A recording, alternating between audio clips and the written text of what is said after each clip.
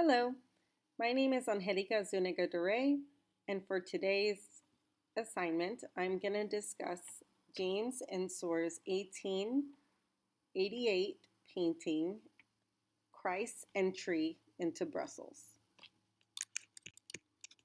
James Ensor was a Belgian artist.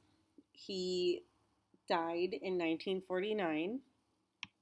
He was quite interesting when it came to his pieces. They were very eccentric. He used interesting color schemes. His stroke pattern was very unique, and something very unique about him is that he really enjoyed, showing emotion on his paintings. He wanted the viewer to feel what he was trying to portray, and sometimes he would even go back to finish work and redo them. You could see this done in his painter in his studio self-portrait, where he painted over his face with a skull. He was quite interesting and unique, and he had a great deal of respect and idea of what society should be. And the society that he lived in at the time was Belgium, in the late 1800s. And during this time, Belgium was under the rule of King Leopold II, who was known to be a very vicious ruler, a very unequal, and a very monopolizing ruler. He was doing horrible things in the Congo, and he portrayed himself as a humanitarianism that promoted civilization, but he truly was not a good individual when it came to exploiting other people. And the people who lived within his country were also living in lower socioeconomic statuses, and there were extreme caste systems where your status was really dependent on the type of work that you did and what type of affluent situations you were in, including your parents' financial status. James Ensor was very familiar with this. His parents owned a small shop, and the shop itself, sold curiosities and specifically Carnival masks. Carnival was a very big event that happened within the springtime of every year in Belgium, and it was very popular for the entire city and all people to be celebrating Carnival.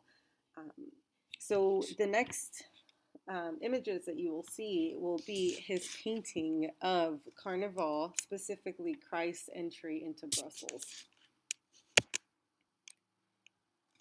So within the painting, you see several different things. My initial response to seeing this painting, it was just mystifying.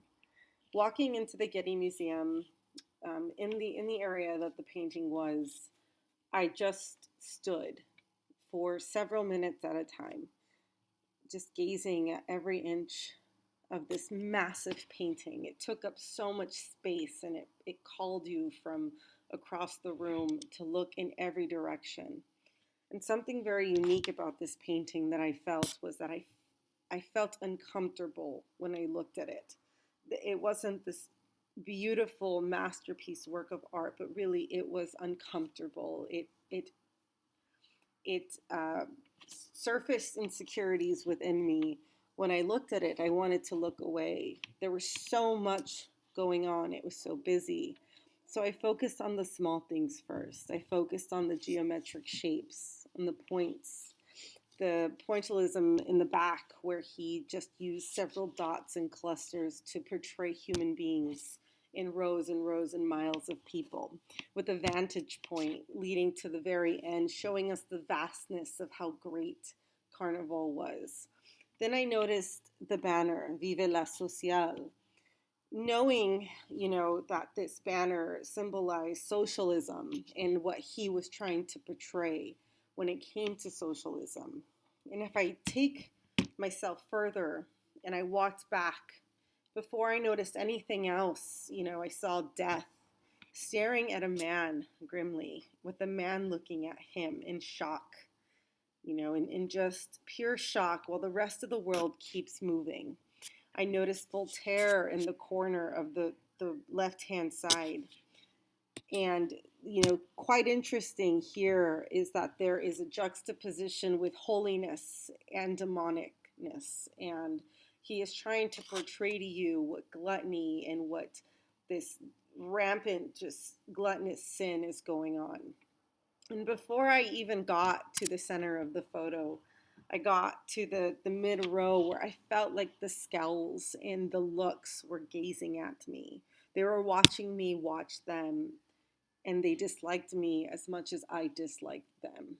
And we get past the marching band, who seems cheerful and exciting. They were excited to celebrate this beautiful event where the community gets together, but there is so much awfulness going on within it. And that is exactly what he is trying to portray.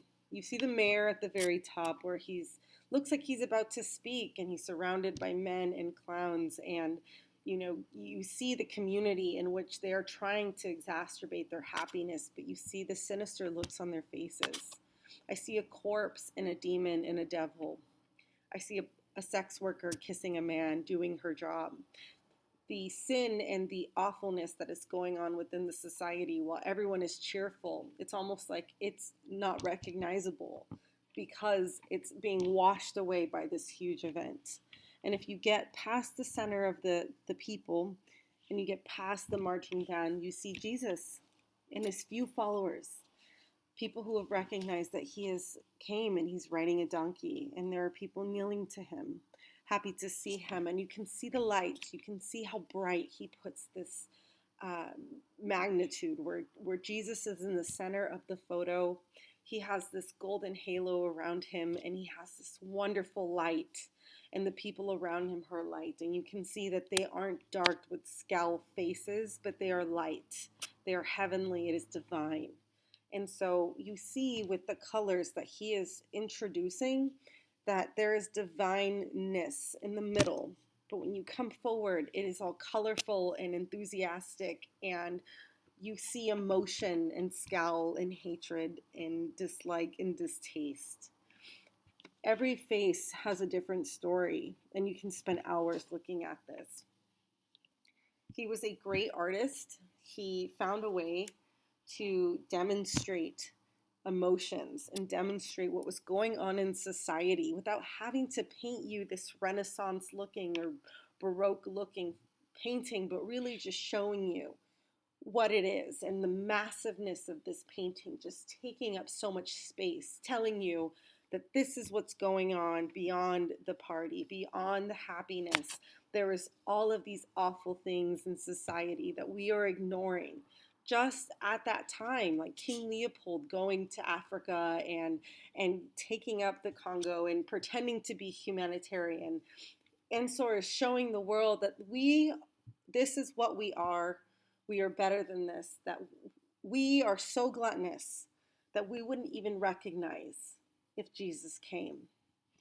And so what this means to me is that he rejects the common theme, and he wants to tell the viewer to look within themselves, to see what is to be seen in the obvious world. It is easy to create work that is beautiful, that is reproducible, that you will see on images and advertisements that everyone will love, but it is difficult to produce an image that portrays this feeling of ugliness within yourself, and you recognize what it is that is creating those feelings.